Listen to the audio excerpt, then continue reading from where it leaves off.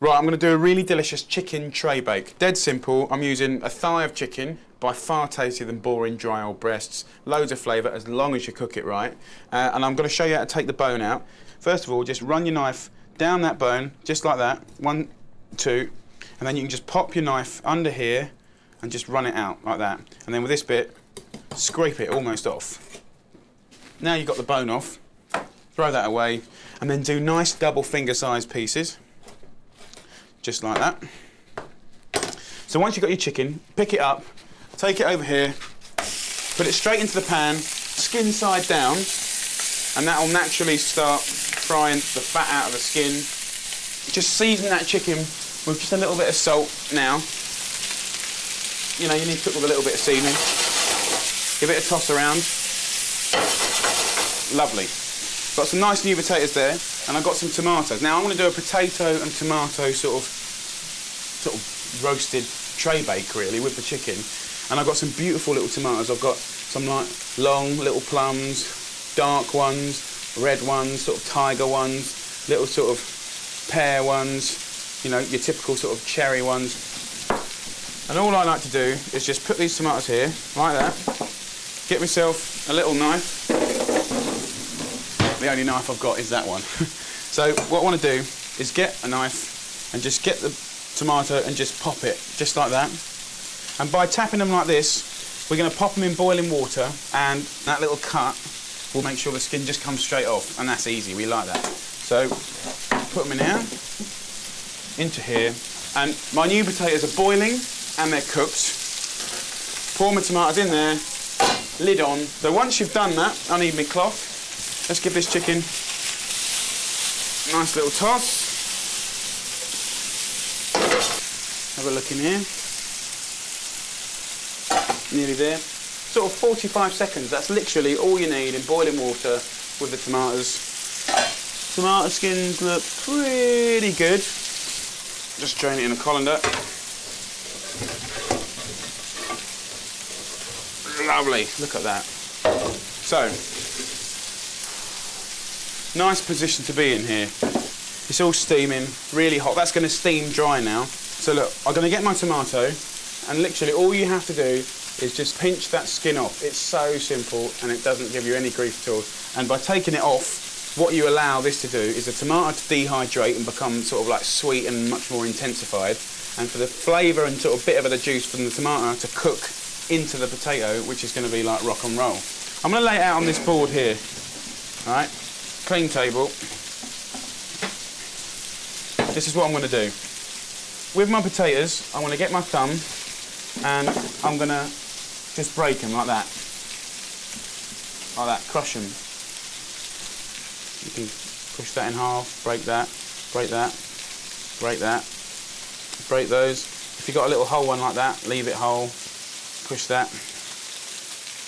I mean, you know, this is a little bit of a palaver, but it will take me 1 minute to do it, and you know what? The whole dish will taste 10 times better for it. And sometimes in cooking, you know what? It's not always bish bash bosh. You need to put a bit of love in it, a bit of care, and it will taste fantastic.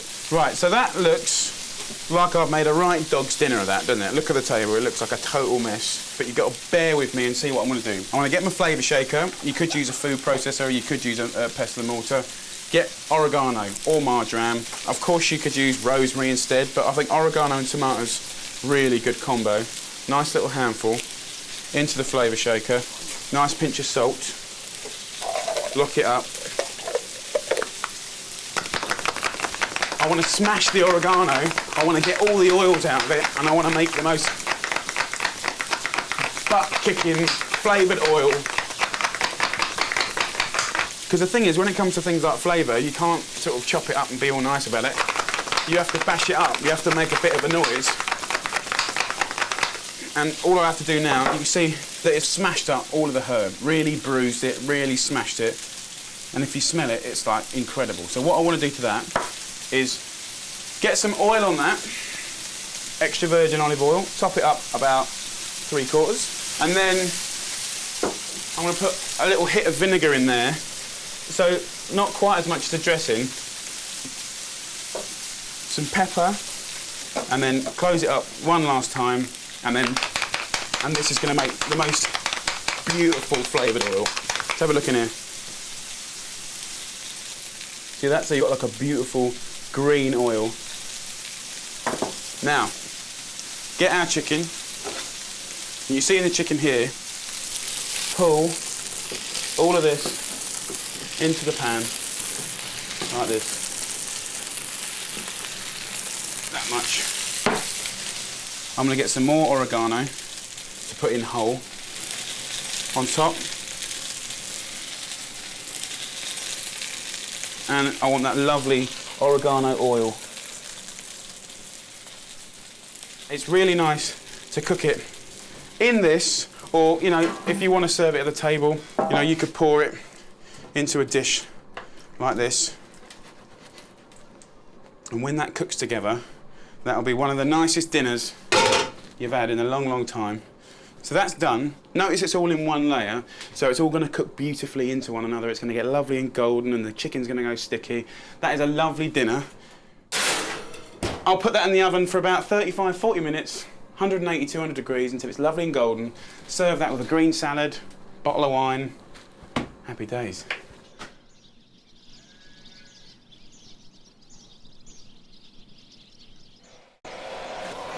Yay! Look at that. Just look at that. You know, in the middle of the table, on a dish. Look at that. Oh, come on, that's so nice. And this is the sort of food that I love, love, love to eat. Everything just mixing together. So nice. All I do to finish that is a little bit of lemon and oil on some rocket. Just a bit. Pinch of salt.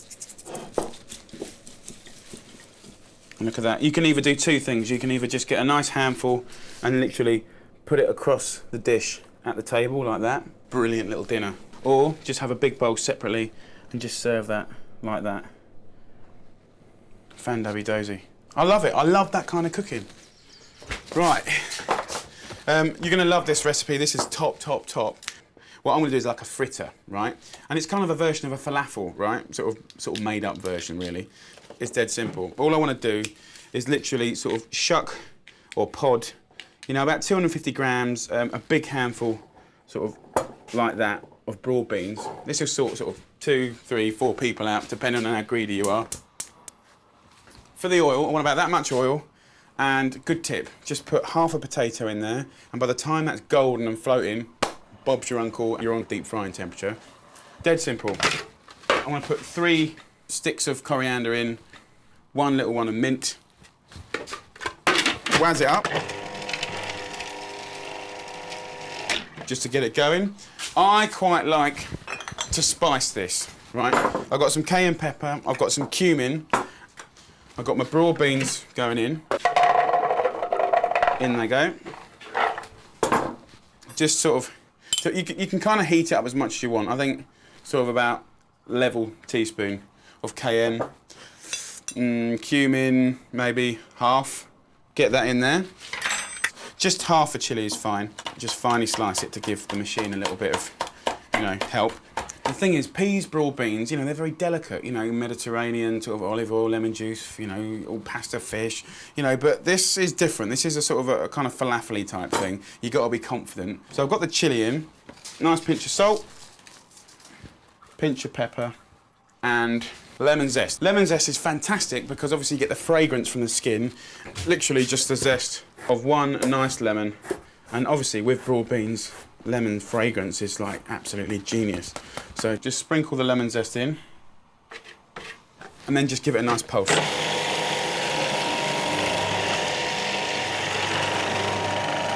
So once you've got them to sort of about that sort of consistency, what I want to do is just put literally a teaspoon of flour. Don't put a big load of flour in because that's going to make it claggy, and mix it up. Just enough to bind it, and that way you'll get a juicy filling and a crispy outside. I can smell the cumin already, it's fantastic. Once you've got all this mixed up, what you want to do is get yourself another spoon, and it's called quenelling in French cooking, and I really don't want you to think you have to do sort of posh French perfect thing, but if you just run it on a spoon 3 or 4 times, actually what it's doing is sort of compacting it and making it quite dense. Now, that potato, let me show you, is now floating and it's now golden. That means we're in good action here for some deep frying. And obviously you want to kind of be reasonably quick.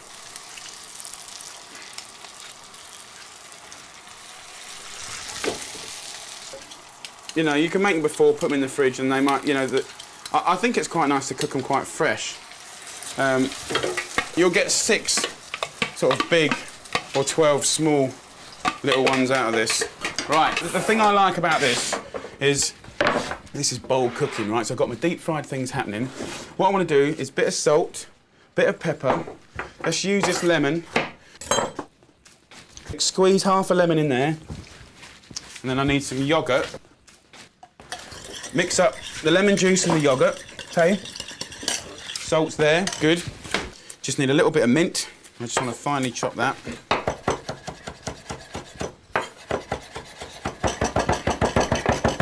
Mint and yoghurt are fantastic anyway.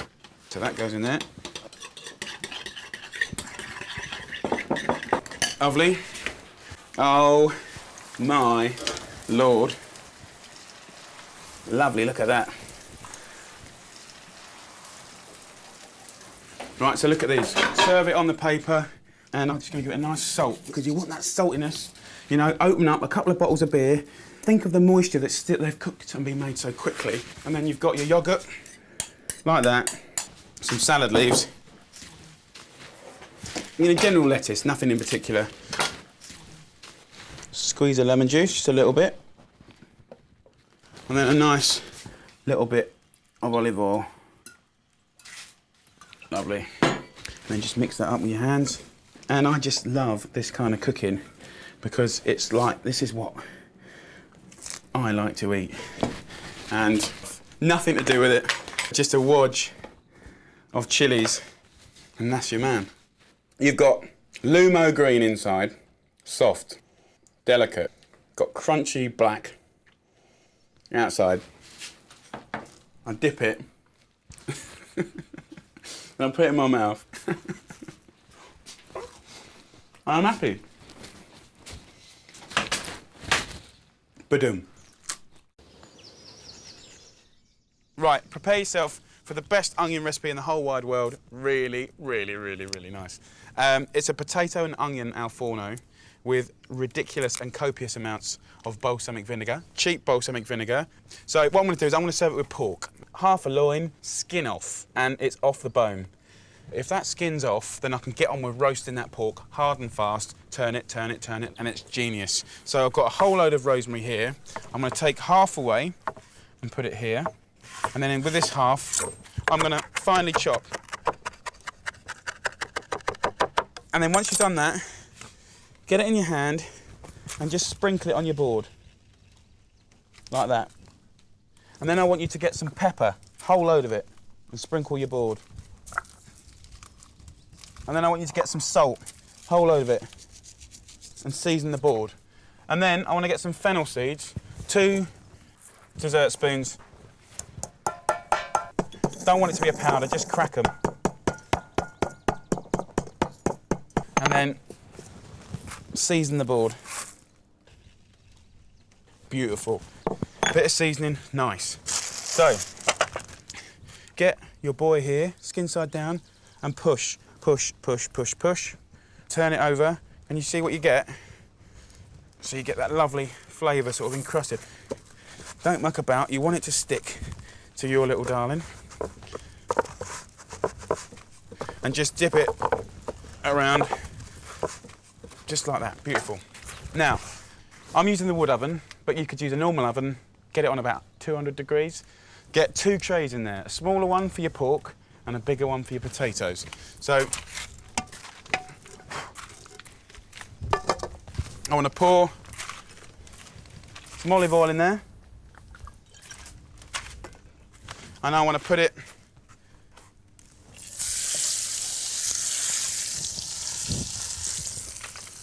fat side down first. There's enough heat in that pan to get the fat going. That's all you want, that's all you can ask. Turn it over like that. And any of this sort of rosemary action going on here, sprinkle it back in. And you see around the gaps here, this is going to be potential burning area. So what I'd quite like to do is just get a few cloves of garlic and cut it in halves, quarters, and, you know, maybe one onion. To have things like celery, onions, bit of garlic in the bottom of your roasting tray just kind of gives you an environment where it's not completely dry. So literally, either side, mix it up a little bit with you. How's your father? Lovely. So now in the oven, that'll take about an hour to cook. 50 minutes to an hour. So, with the potatoes, I've cooked them for about 5 minutes, yeah, and then give them a little bit of a chuffing, okay? So, onion duty. So, cut these off.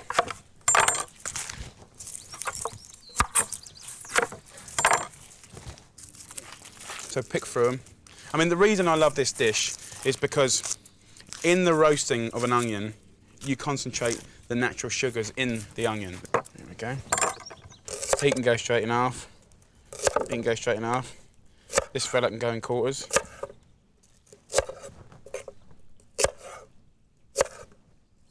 There we go. And then this is where the exciting bit starts. So this is a very hot tray. In here, I'm going to add 1/3 of a pack of butter, a little bit of olive oil, some bay leaves in, 4 or 5, and put my rosemary in. So immediately that will start flavouring the fat. And then in with the lovely onions, and then the potatoes. And then I've got a garlic here from the garden. And you know, half it, give it a bash.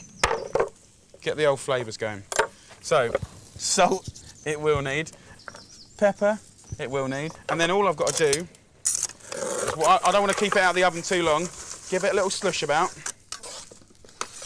Here, look at that. So, as soon as you know you've got a bit of shine on the potatoes and the onion, you know you're in good action. Then what happens, and this is the bit which no English person would have the balls to do, right? But that's because I don't know better, right? Is you go and get cheap balsamic vinegar, and I want you to use half a bottle. I want you to go for it. I want you to trust me and just get it on there. Let's go for it, get it in there. It looks wet, it looks sloppy right now, but as this cooks, the fat and the herbs and the garlic will mix and start evaporating and stick around that onion and potatoes and stuff like that. So, back in the oven, brave. And if you can, turn the pork, move and scuff around the potatoes, and in an hour's time, it's going to be heaven.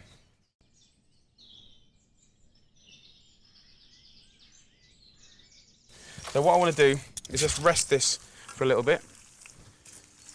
Just look at the colour on that, beautiful. So straight on, nice platter, like that. And then in here, in the pan, there's fat, which we'll lose most of, and you've got all these lovely bits of roasted onion and garlic. So what I want to do is lose that fat. You could keep that fat if you wanted to, in a little jar in the fridge, and you could put it on roast potatoes or something like that. Just put a glass of wine, or 2, in there. Squash all these garlic cloves, like that. Squash them, because all the stickiness from the bottom of the pan will mix with the wine, and then all the garlic and onions will give it a little bit of thickness.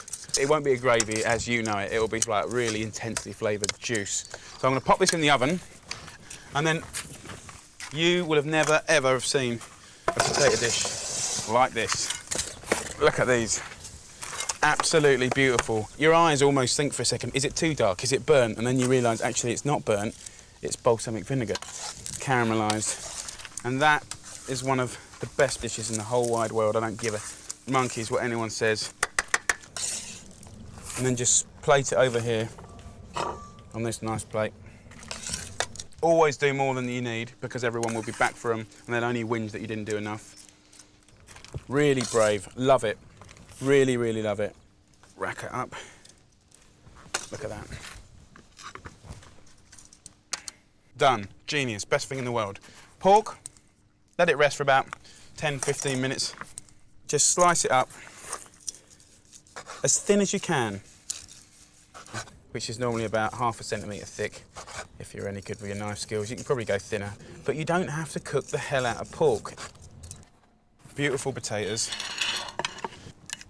beautiful meat. And then this sauce here, I wouldn't even bother. I mean, you can put it through a sieve and do all this, that and the other. It's like a posh version of sort of Marmite juice. It's just really intense. And there you go, beautiful combo, incredible roast pork, amazing roast potatoes, really, really nice.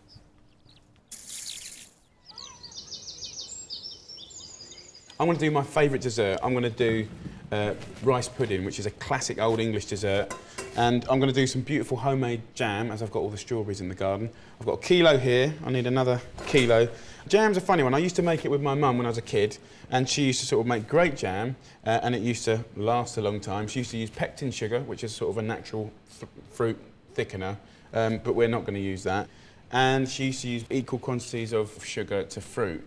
But I do my jam slightly differently, and the trick is you don't want the jam to last forever. You want it to last just until next year. So less sugar, less cooking, and you get something that tastes 10 times better than your usual stuff. I've got 2 kilos, which is kind of the smallest batch I'd ever do, really. There's no point in doing less than that. But, you know, you can do it, it's so quick, you can do a few throughout the season. I'm going to give them a quick little wash, just to get any sort of dust and stuff off them.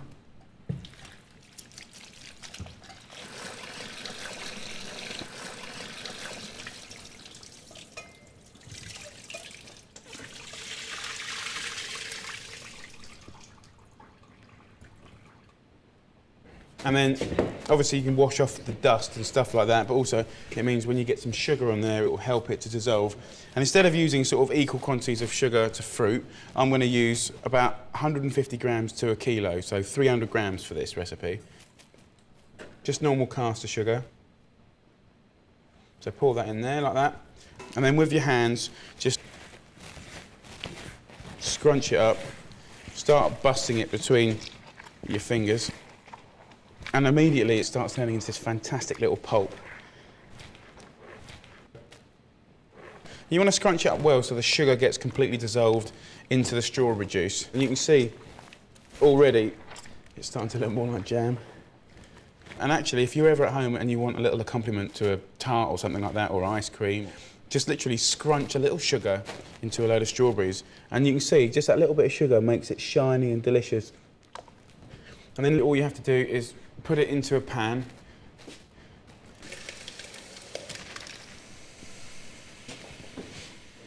Bring this to the boil. As soon as it comes to the boil, turn it down to a medium heat. But this is your basic, quintessentially beautiful, fresh strawberry jam. So while that's heating up, I'm going to do my rice pudding. With pudding rice, I just fill up 1 cup. And the thing I love about it, actually, is like, to 1 cup of rice, you know, you can feed 4 greedy people, or 6 normal people. So to 1 cup of the pudding rice, I'm going to add 5 times milk.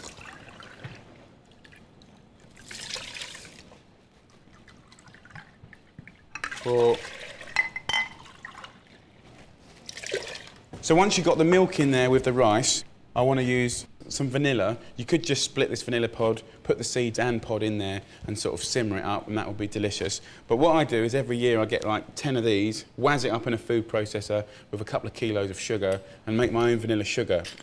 And if you smell it, it smells fantastic. So all I want to do is just sweeten it a little bit. So I'm just going to put 2 heaped dessert spoons in. I don't want it to be really sweet because I've got the jam going with it. And you can bring this up to a simmer and then turn it down to sort of like a medium-low simmer. And I'll put the lid on top as well. So keep an eye on that.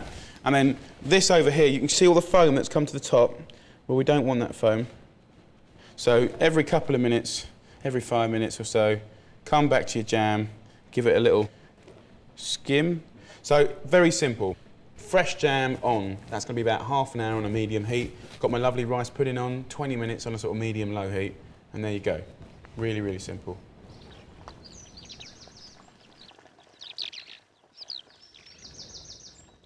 Right, look at this. The jam is absolutely fantastic. It's got a beautiful deep red colour.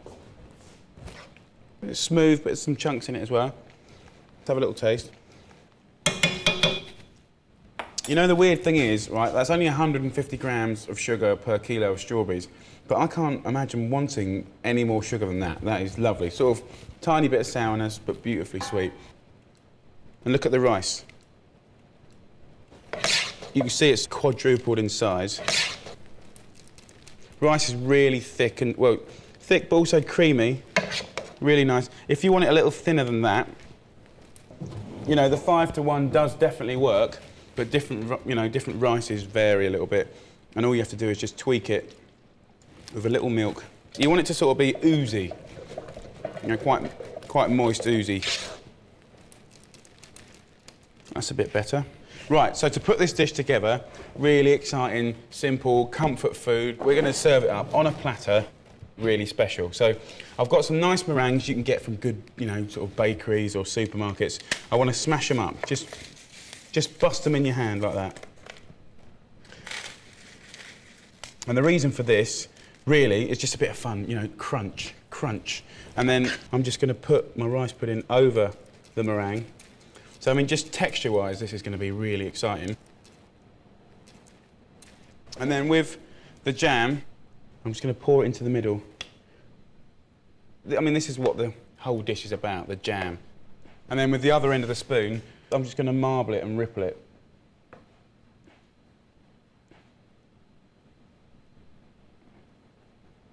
Love it. And then just to finish it, get some more of these meringues. And then some strawberries, or I've picked a load of lovely little wild strawberries. Beautiful fresh jam, lovely rice pudding, crunchy bits, and those lovely bubble gum wild strawberries. And I'll tell you what, people will be fighting over it. Fantastic dessert.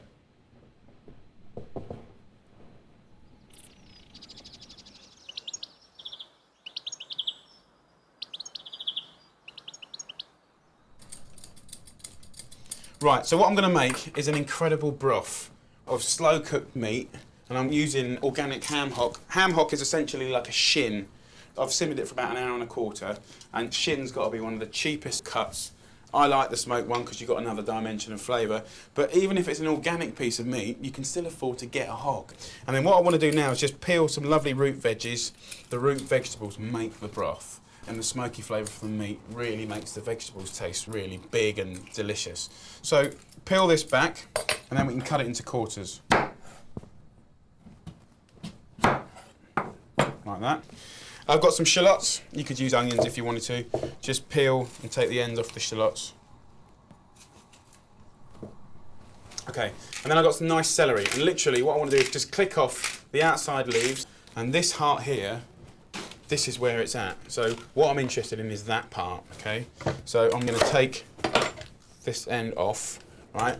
In the middle here will be the most incredible yellow leaves. Delicious, fragrant, tasty. And the green ones at the top of the plant, that's getting a bit green. Bitter, horrible, miserable. So keep these yellow ones, put them to one side. It's actually this part here. That is what anyone that knows and understands cooking gets excited about. That bit here. So all I've got to do now is just bung the carrots straight in here. Onions go in. The turnips and the celery heart go in. Also, I've got a bunch of potatoes. You've got a whole selection of veg going on. You've got the lovely smoky meat broth. You've got the ham that's getting to the shreddy stage. What we haven't got in there is loads of fragrance. So bay leaves, parsley, thyme, delicious. But the real hero of this dish is the cabbages in the garden. So I want to go and pick some of those beautiful spring cabbages, and then I'll come back and finish this whole dish off.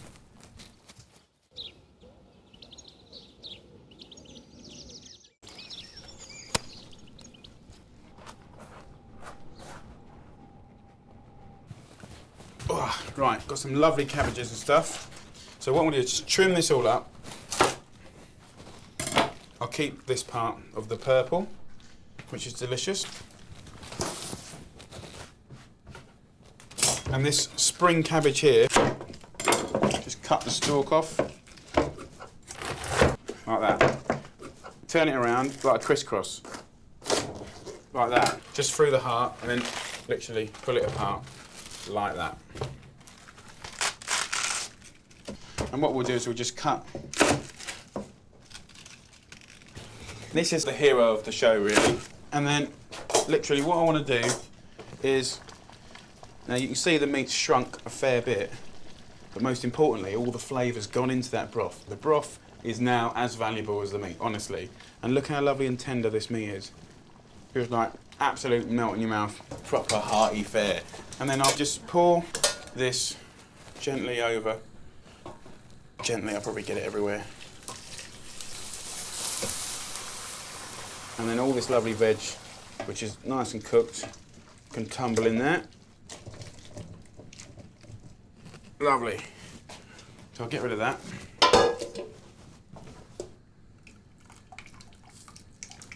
So this veg and meat can just sit here or on a draining board. It will cool down a bit, but I'm going to reheat that later. Now this broth here, I'm going to put in my cabbage. Like that. So my cabbage, the quarters of cabbage, just like that. Lovely red cabbages. Let's have it. That can go on top. And then my little sprouting broccoli and broccoli spears just put on top so that you don't even have to push that in the water, that will steam. So you've got the white cabbage, cook, cook, cook. Purple, slightly less cooking. And then the broccoli bits, just sort of steamy, steamy. As you bring that back to the boil, that'll be cooked. So while those cabbages are just cooking, what I'll do is I'll get this meat out. Look at that. And you can see it's beautifully cooked.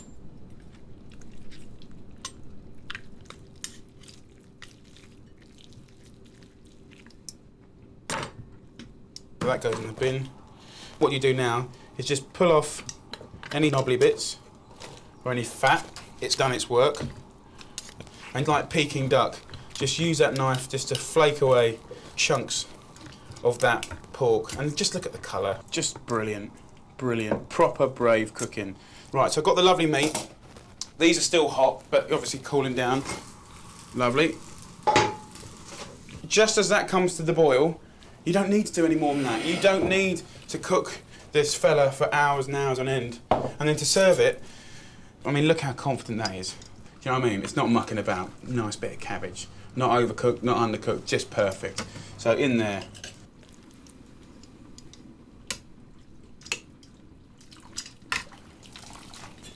Just fill the plate up like that. And then the potatoes and stuff like that, you just pile them on top, like this. Carrots. We've got the celery here, which is quite interesting. I just literally run my knife down here and then hang that around the plate. And that's kind of it, really. Just get the nice meat, pile it in the middle like that. Hearty, proper cooking, and put that over the top. That'll reheat and re-shine and re-moisten all of the vegetables, all of the meat.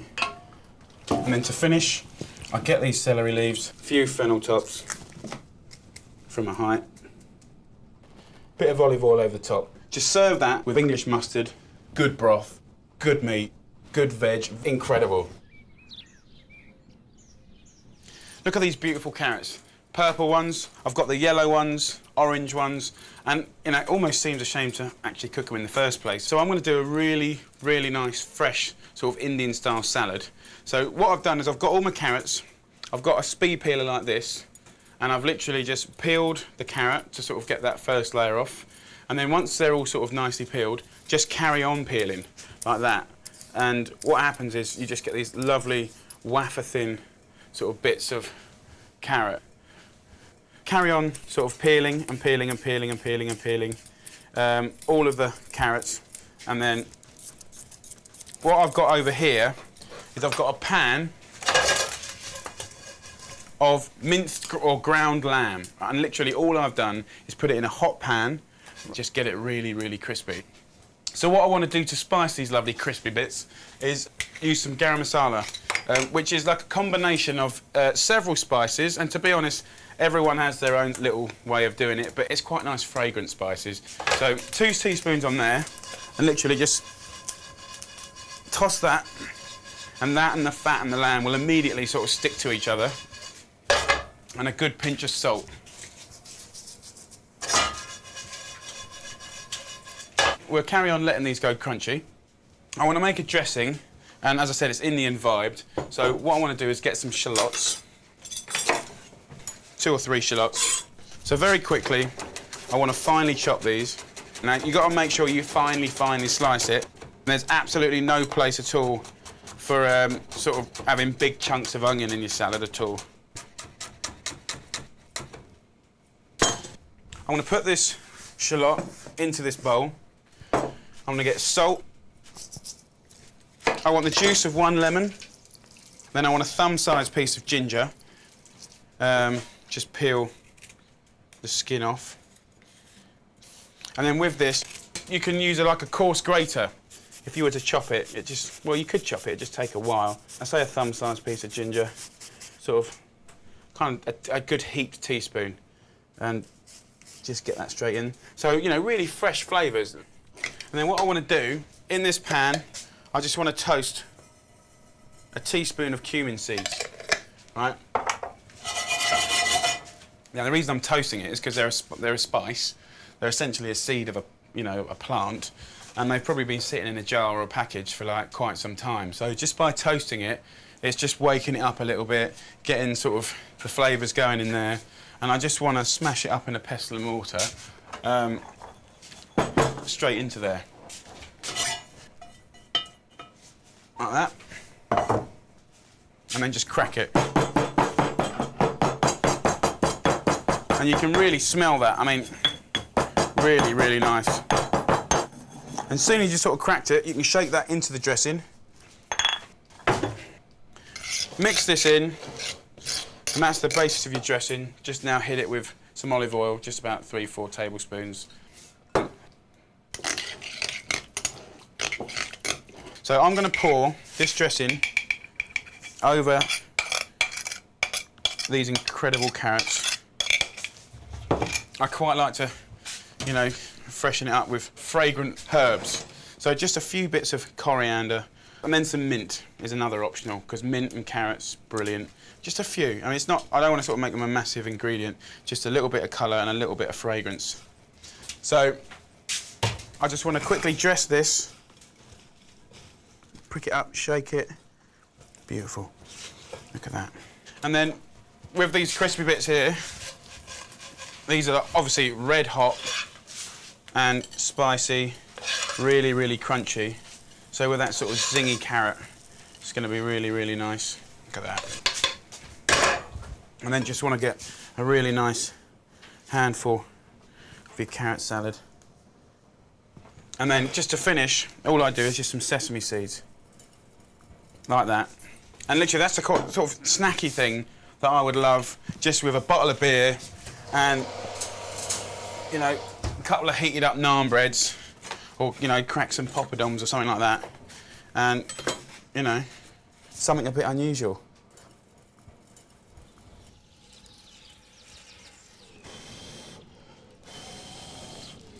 Right, I'm going to do a whole load of barbecue action today. Barbecuing is absolutely brilliant. It's my favourite way to cook, above and beyond anything.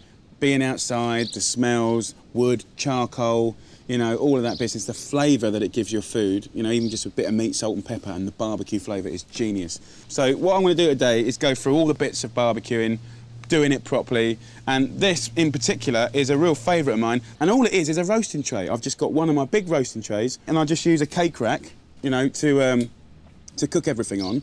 And I just literally put that on top like that. Fantastic. I'm going to cook on this today a whole load of seafood. So I've got prawns, langoustines, razor clams. I've got a whole mixture of stuff here. And I want to get some smoke action going. So a few little bits of, you know, wood, some dry sort of leaves, all that sort of business, just on the barbie, sort of like that. That'll create a nice bit of smoke. I've just pruned a little bit of bay leaves, which they sort of, there's oil in them, so they sort of go up quite nicely. So we get that on there. Give it a little bit of blow.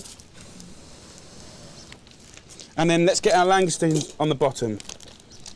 Razor clams can go on the bottom too. A few prawns. Then let's build the mussels in and around. Clams like this. And you can see the smoke coming up now. Brilliant, we're loving all of that. Get yourself a Pyrex bowl. Pyrex is obviously heat-proof, heat-treated. And you can just gather that around like this. Can you see all that smoke? And what's going to happen is all of those lovely shellfish, the langoustines, the razor clams are just going to be like cooking away nicely. But smoking, you're going to impart that beautiful flavour of smoking. So that, dead simple, bit exciting, bit different. It's going to be top drawer. Now, to go with it, I'm just going to do a dressing, an equivalent of a dressing. So I'm thinking shellfish. I've got to be light, but I can also be a little bit kicky. So chop up some herbage first. Parsley, fennel tops, mint, and you can just use a knife, or I'm using a mezzaluna, just to sort of chop these little mamas up. Bit of chilli, seafood, works really, really well. Cut the chilli, sort of, probably just use half of it really, and then just chop the chilli into the herb. There's something about chopping them into each other, which I think sort of helps along the flavour a little bit. A little bit of lime zest will not do anything apart from just help the story. You know, you get that kind of lemonade-y, limey sort of flavour. And once you've done that, you can chop that into it as well. And I'm going to brush this into the bowl. So just squeeze some nice lime juice in here. Extra virgin olive oil, 3 to 1. We want the lime to be a little bit too acidic, because once we get all the fish in there and the fish juices, it will sort of kick it back down again. Right, that's brilliant. So what we can do is, if we look back down here now on the lovely seafood, I think now we can actually remove bowl and we can start being intelligent about who's open and who's not. They've had their little smoke session for about 3-4 minutes. So I'm just going to pull off all these shellfish now that are cooked. It's lovely just to watch them opening up. See that lovely juice coming out? That juice is what we're cherishing, really.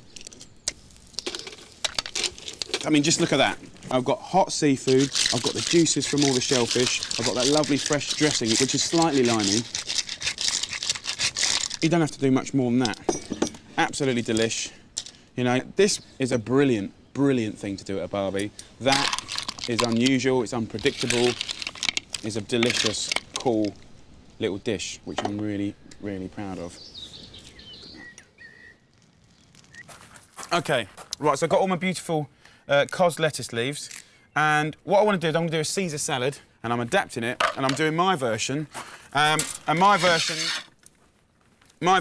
is all about maximum flavour. Chicken legs. I ain't interested in no breasts, right? I'm interested in the legs. You can tell when a chicken's good when you just literally pinch it, and if it comes off like that, happy days, yeah? So, sticky, crispy, and lovely. But the trick was, I bashed up a load of rosemary, bit of olive oil, salt, pepper, rubbed it over the chicken, and put it on top of some ripped up bread. So what happens is, as the juices and the fat cooks out of the chicken, it cooks into the bread. Got all that chicken goodness, all that. You know when you roast a chicken, you get all that sticky marmite goodness in the bottom that you make your gravy out of? Right, that is in my bread. So ultimate, you know, croutons. I haven't diced it up because, you know, because I've got a life, really. I've just torn it up. I think it looks much, much more rustic. The other ingredient is smoked bacon or pancetta. It's top drawer. And you can literally just lay it again over the chicken, and we're going to put it in just until golden. So that's going to go back in the oven. And I think the original geezer didn't put anchovies in it. I prefer anchovies. Get yourself some nice, good anchovies. If you don't like anchovies, don't put them in. But, you know, by the time I finish with it, you won't taste it. It's just going to give you, you know, a beautiful sort of salty seasoning. I'd use pestle and mortar. You could do it in a liquidizer or a processor if you wanted to. About 2 or 3, you know, for sort of 6 people. You can use a little bit of this oil. It's generally just olive oil, so not the really good quality olive oil, but no point in wasting it. And garlic. I think go pretty easy on the garlic. Half a clove, maybe even a quarter of a clove. Otherwise, it's going to be hot. You know how garlic can be really hot. So that's probably fine, actually. And I'm just going to smash this up. to a pulp, to a mush.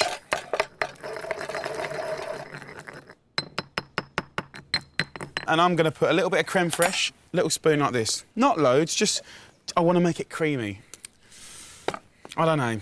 I think it's quite nice, okay, to put it in. What does it give? I just think it sort of like sticks to the leaves sort of slightly nicer, and adds to the flavour of the whole thing. I want a good lemon, but you could use really good quality vinegar, and Parmesan. So, finely grate, like a little handful of Parmesan, and you're going to adjust this Parmesan with the oil and with the lemon juice. This is the whole thing about dressings. If your dressing ain't good to start with, well, it won't be good when you put it on the salad leaves. So, you know, if we, you know, it's all about sort of blending it, really. There we go. Right, so that's looking pretty good. So it's like a dry slop now.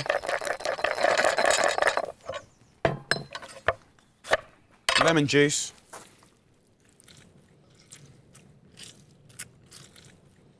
So olive oil. Again, 3 parts olive oil to 1 part lemon juice. I'm not going to season it with salt yet because we got the anchovies in there and we got the Parmesan. And I think that's pretty good, actually. You want that balance of like the hum of garlic, the roundness of the Parmesan and the oil, but you want that cut of the lemon or the vinegar. It's got to cut through a bit, yeah? So here we go.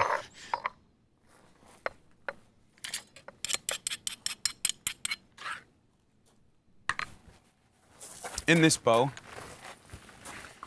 I'm going to do Caesar salad, modern day style. I'm going to just tear it up. You know, I'm going to leave the smaller leaves whole.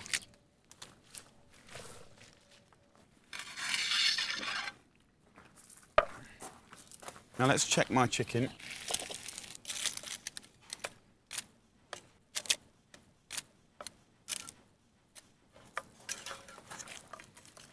But you can just see I can tear this chicken. Don't have to do it any particular sort of neat way. Just get that lovely meat off the bone, sort of shred it. And all I'm going to do is just sort of run my knife through it just a few times. Delicious. And then the croutons, you can kind of just roughly chop up or snap at with your fingers if you want. And for this particular one, the skin's really crispy.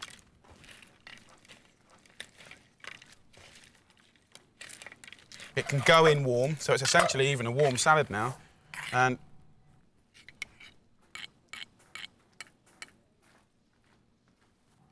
just enough. Don't want it to be ultra heavy. Dressing it just like we did all the other things. Let's have some more breadcrumbs because that is delicious. Ah. Snap them up. It's lovely. Ah. Right, but this is the sort of thing, you know, if you're gonna be camp about it, just put it like that. Finish with a few bits of nice Parmesan. And don't waste those lovely little camp violas, which I'm all into. When you've got someone important coming round, bird, boyfriend, mother-in-law, whatever, everyone's always sort of racing to do like flash stuff. Do a Caesar salad, but make it the best one they've ever tasted. Make that chicken delicious and sticky and crispy skinned. Make the breadcrumbs and the dressing just punch around the face. Delicious. Good stuff. Really impressive. Right, so this dish I'm going to do with the runner beans, I need to sort of prepare them first, and that involves taking the little rooty bit off the top. This is a brilliant little invention, so cheap as well. I put my bean in like that, and then there's little blades at the side that take this sort of stringy bit out, and then there's obviously a whole load of blades in the middle, and then you get this lovely sort of bean, and it sort of, you know, cuts straight through it. Absolutely fantastic, right? And then with that, you can just boil them, a bit of salt, pepper, a little bit of butter, delicious. But I want to sort of take it to another level. And if you can't, you know, get hold of one of these brilliant little cutters, what you can do is just get a sort of a normal peeler and just run it down the side like that, just to get rid of the stringy bit. And then literally put it on the table and cut at an angle. And they're pretty quick to prepare, so you can do that if you haven't got one of those. Once we've got this lovely pile of beans together, what I want to do is I want to flavour them, and sort of the classic sort of best friend of beans actually is garlic. I want one, let's have 4 garlic cloves here. It's about enough for 4 people. And then just take the end off, give it a smack, and we can peel these. I've been to so many restaurants where either you have a bean salad or something like that, or you go and have beans as a side to one of your main courses you've had, and you eat it, and it's sort of like, it's like rubbery, it's like, and as you're chewing on it, like your teeth are all squeaking. And I tell you what, that's the worst thing in the world. It's as bad as nails down a chalkboard, you know what I mean? It's or anything like that, horrible. So cook the beans properly, you know. So once we've got that, just chop the garlic up. I just want to get this together, a little bit of olive oil. I've got a sort of, you know, reasonably wide sort of casserole type pan here. Just get that in the pan. Keep your eye on it, don't want to burn the garlic. Get some nice anchovies. I'd say a little tin like this, 10 fillets. Get it in there, bit of the oil as well. If you look at this now already, I've only put it in the pan sort of literally seconds ago. It looks like I've dropped little lumps of chocolate in there. It's completely melting. And to go with that, I want to put a little bit of chilli in there. 1 chilli, add the chilli to taste, whatever sort of gets you going. I don't want to make it hot. Give it a little stir up. So the anchovy, chilli, oil, and the garlic back on the heat. You can turn the heat right up now. And then I'm going to add passata. I'm just going to pour that in.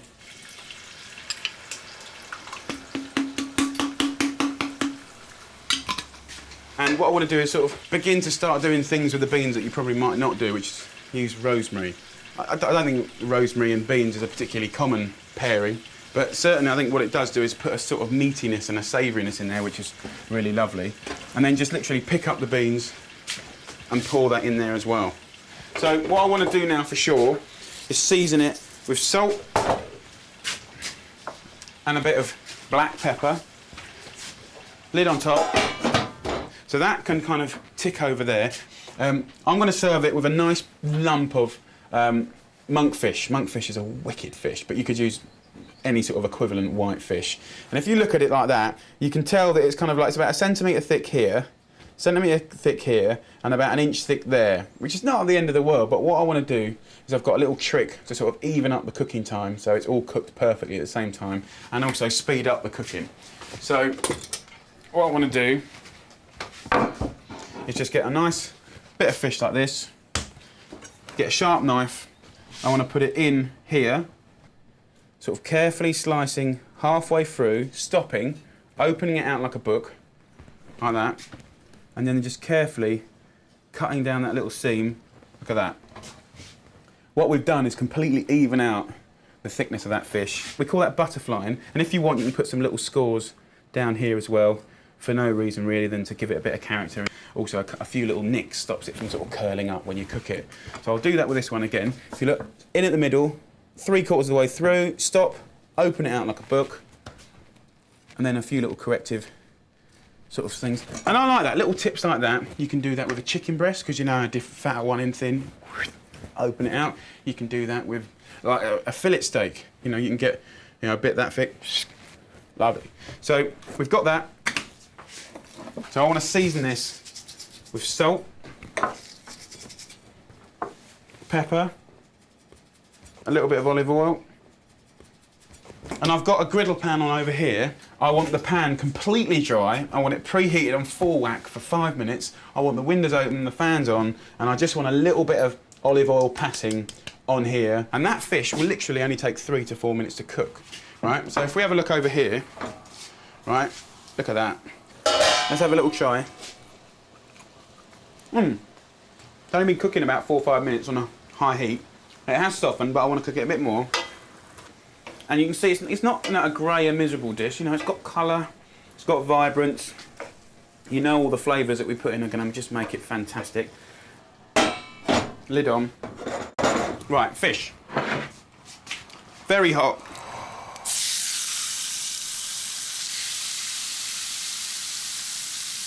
So while the beans are on and the fish is cooking, I'm going to make this thing called gremolato, and I have no idea what it means, but essentially the classic is garlic, lemon and parsley And I quite like to muck around with the parsley sometimes and use thyme or rosemary, but I'm going to do the classic today. Nice bit of parsley like this. And this is where I just think someone really clever with whoever invented it is genius. Gremolata, essentially, is a fragrance enhancer. You know, sometimes you make a stew, and if you think about flavours of being sort of like here to here, right? You know, when you do a stew, the flavours are very often are sort of around sort of like, ooh, nice, comforty. And someone who invented this is genius, because when the stew's finished, wham, we got this sort of lemon zest, you know, so you get that fragrance, really delicate, like sort of sharp flavours, you know. You get the fragrance of parsley, and you get a little bit of raw garlic. It just peps it up. So chop the garlic into the lemon zest, and then get that into the parsley, and you can do it in kind of the time it will sort of take me to turn this fish over. Lovely, look at that, that's what I want. Beautiful.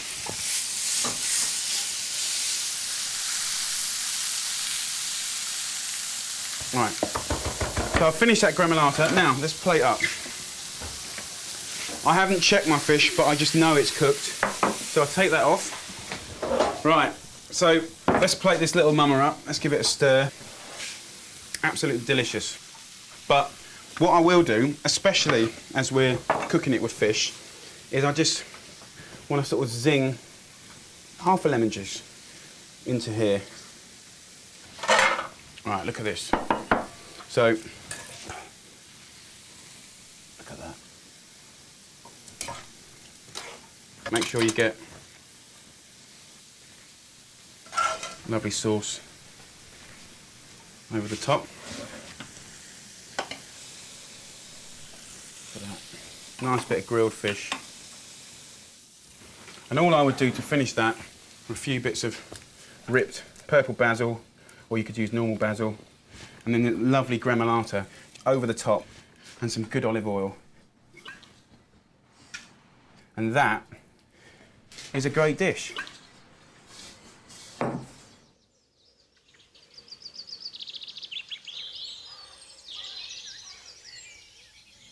Right, what I'm going to do now is a beautiful sausage stew, sausage sort of casserole. And the thing I love about this is it's all in one tray. So I'm going to do it in the wood oven, but what you do is get yourself a tray, put it on the hob, get it reasonably hot. I want a sloosh of extra virgin, a couple of tablespoons, and I've got some lovely pancetta. Just lay this pancetta, or you could use smoky bacon, straight onto the tray, like this. And as soon as it's kind of reasonably crisp and golden, we can pull it out. Now, to go with it, what I've done here is I've just taken out the stalks. You've kind of obviously made an incision in the tomato. So what I want to do is I want to sort of scald. You know how you put tomatoes in water to blanch it, 40 seconds, skin comes off. I'm going to do that, but without water, I'm going to do it in the oven. So I'm just going to get literally our bacon, you can hear it sort of sizzling away. As soon as that crispens up, we'll jump on it. Now, herb-wise, flavour-wise, bay leaves, 5 or 6 of those, some oregano, some rosemary, nice meaty herbs. Right, have a look at this. So you can see all the lovely fats come out of this bacon, pancetta. Right, and what I want to do is just push the bacon to one side and then just click off a few of these lovely little leaves straight into the fat, and they'll start frying. And that will flavour the fat again. That's what we want, the flavour in the fat. 6 or so bay leaves, oregano off the stick, and then rosemary. You can go pretty generous on the rosemary. Rosemary and pork, rosemary sausages, rosemary tomatoes. God, it works really, really well. So mix the bacon back in, and then I want to get these tomatoes, sit them on top of the oil, and obviously the bases of those tomatoes are exposed and have the core taken out, so that's a brilliant journey for the juices to sort of cook out of, leaving you with a lovely tomato, sort of keeping reasonably whole. So just line these up. There we go. Look, that fills it right up. Brilliant. Once we've done that, this can go straight back in the oven, just to sort of blister the tomatoes. I've got these lovely sausages here, and just get a little bit of olive oil and just rub it all around your sausage. Lovely. So I can hear by now the tomatoes have had a fair bit of action. 3-4 minutes in this oven, maybe 5 in your normal convention oven. But what I want to do now, you can let them cool down a bit if you want, or use some tongs, but I like to just sort of pinch off the skins. So literally just pull them off. And that's the thing about this dish. There's not that much going on in this dish, but it will be brilliant. It will be a little showstopper, but you do have to buy good sausages, and you do have to pull your finger out and have a little sniff around the market. Get yourself some good, ripe tomatoes. And any ones you can't get off, don't worry about it, because you can pick them off the stew at the end. It's just to get the worst of them off, really. And then just, with a spoon, just mix it up. Try not to break the tomatoes up. I don't want, you know, I'm not making a tomato sauce. That's not interesting. I want to do a roast tomato sauce, and that's different. I want to keep the size, I want to keep the chunkiness, you know, the lovely fat from the bacon, the herbs, the different kind of more robust herbs. And then these sausages, which have been sort of tossed in the oil, just can be dangled in and around, and you want to just push them in between your tomatoes. So they're all going to cook together. All I want to do is get a little bit of garlic. I'm not going to peel them. Just going to put them in and around. That will flavour the sauce a little bit, but we'll squeeze all that lovely sweet garlic out. And that's sort of it. A little drizzle of olive oil, and then a little seasoning with some salt and pepper. The best bit of the dish now is the slow cooking. So I'm going to put that in about 180 Celsius, about 350 Fahrenheit, and I'll turn the sausages maybe once or twice in that time, and it'll be delish.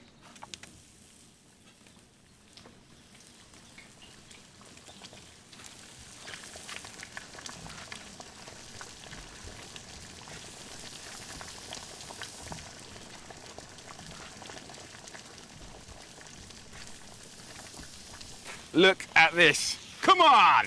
Fantastic. And if you imagine being that sausage, right, roasting on top, and underneath all the tomatoes and herbs are cooking into the sausage, and the sausage is cooking into the tomatoes, beautiful. We definitely need something to mop up all those lovely juices. It could be polenta, it could be rice, it could be some really big chunky pasta, and chop the sausage up and toss it all up.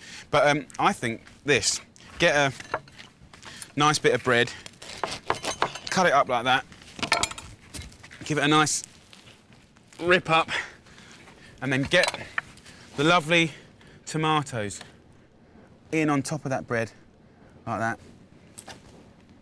Get a few nice sausages. Look at that, all the juice at the bottom. To finish it, a little bit of balsamic vinegar. Just a few little drips around the sauce, and that is just going to mix in a real treat. But that is a cracker, absolute cracker.